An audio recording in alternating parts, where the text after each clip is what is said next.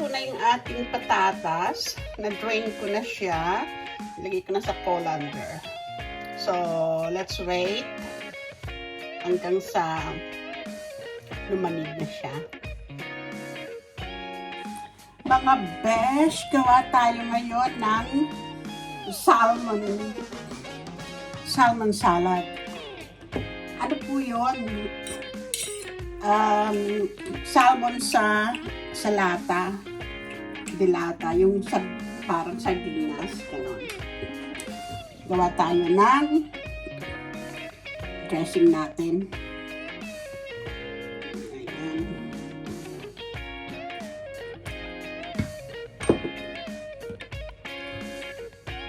Mayonnaise, tsaka sorry.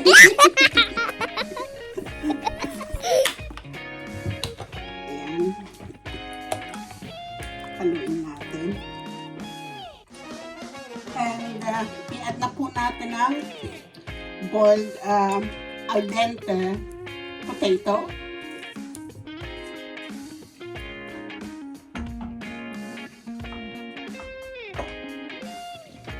Ang ating salmon. Ayan. Tapos lalagyan ko rin po siya ng pickles. Naglagay po rito ng 1.5 tablespoon. Yung 2 tin po ang nilagay ko dito na salmon, dalawang gano'n, no? 155 grams o 230 grams pala ang isang lata. Tapos maglalagay din tayo ng cheese. Masarap po pagka may cheese. So, let's give it a mix. Tikman nga natin.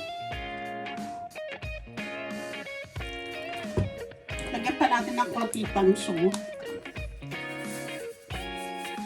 Yan. Konti pang salt and konti pang pepper. Wala po akong exact na measurement. Tansyahan lang po ako mga besh.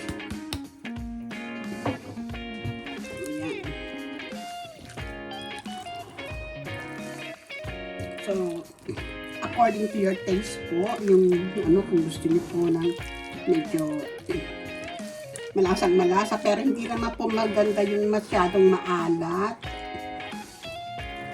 So, ayan. So, tikman na nga ulit natin.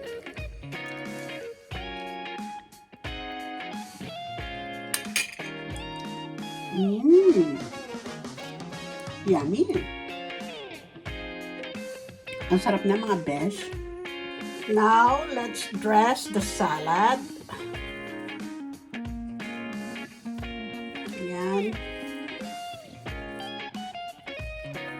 Pagandahin natin. Let's make our salad beautiful.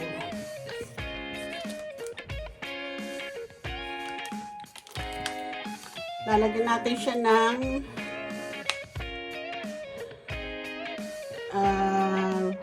river grape, ang tawag sa amin. Ano bang tawag niyan sa English? Nakakalimutan ko na.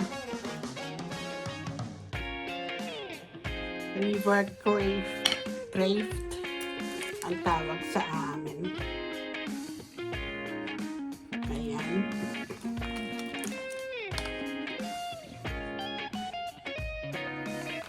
Para magandang tingnan.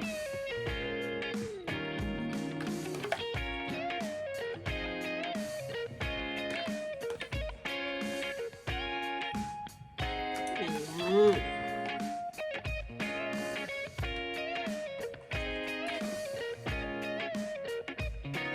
And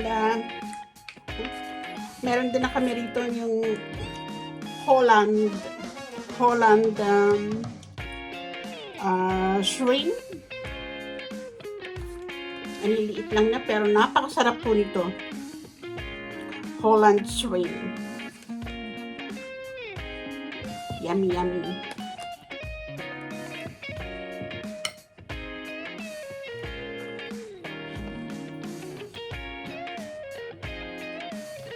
Paborito ko to. Ang sarap po nilagay ito sa sa toast.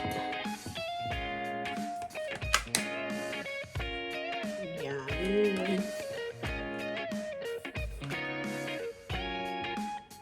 Yan. Tapos lalagyan natin siya ng salmon.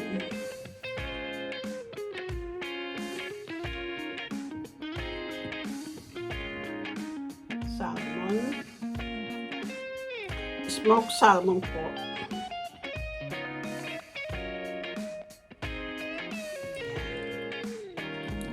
Para maganda at masarap ang ating salmon salad. Ay, umiikot.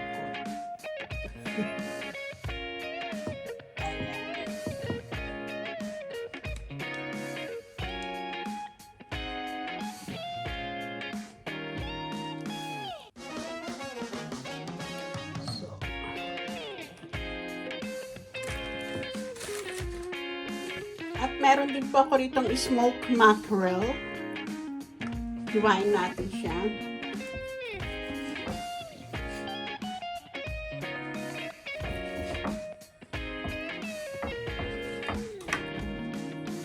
Ilagay natin dito.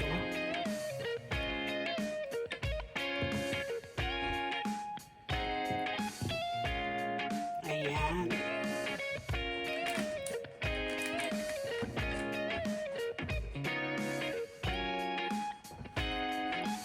So, ayan na mga besh ang ating salmon salad.